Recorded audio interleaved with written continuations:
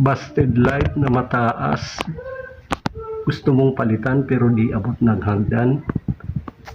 Paano nga ba gagawin? Ito lang ang ating kailangan. Una, kailangan mo ng long stick para gawing handle.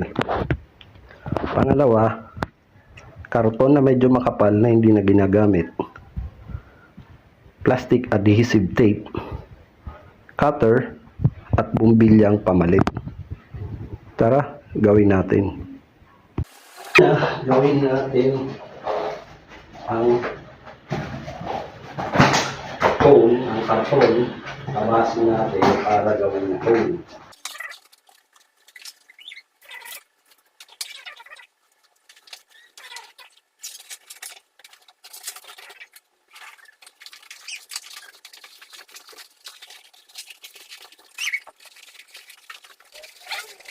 Ang ginagawa mo kung foam, kailangan sinusukat mo yung bumbili ang gagamitin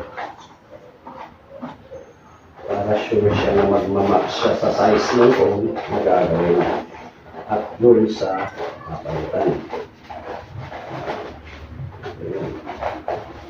Lagyan mo na rin ng konting allowance. Pero bago mo lagyan ng tape, iyan mo muna yung handle. Fix.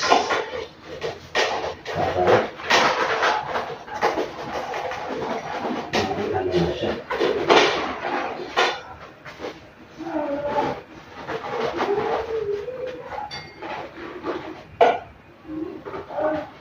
Patuloy natin. Okay. Pasok siya. Meron natin ng kaunti. Pasok siya.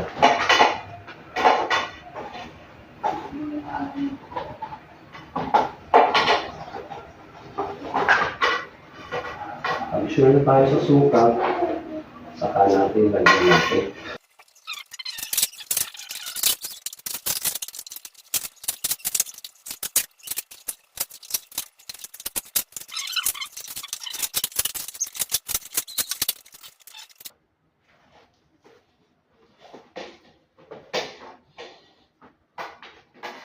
Sukat na natin just to make sure.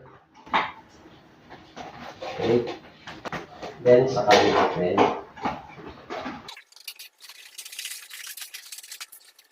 Ready na ang ating special tools para sa pagpalit ng bumbilya.